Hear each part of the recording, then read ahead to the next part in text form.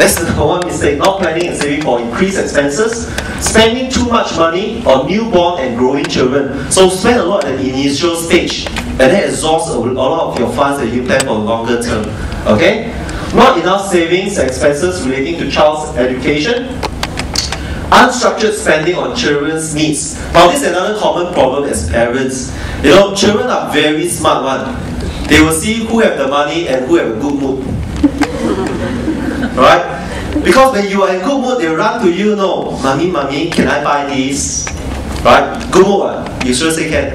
Right? They run to daddy, or daddy good mood, everything can. Right?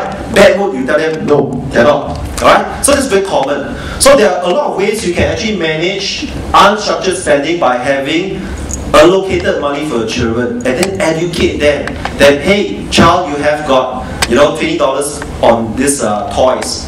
If you spend it now, right? If you spend it now, you have nothing left at the end of the month. But if you want to buy, say, a skate scooter at $60, then you start to teach them about saving. They can only have this skate scooter how long later? 3 months later, 23 months later. So it helps them delay. And after that, kids are like that, you know, after 3 months, skate scooter is what? They can't remember, they don't want it anymore. Right? So if that happens, then you're lucky lah. You don't have to even spend that money. Alright? But you have a structured approach to deal with children because children are very smart.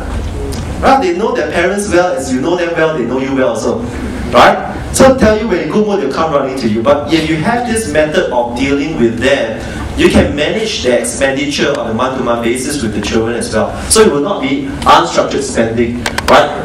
Rapidly increasing expenses along with increased income, this is common.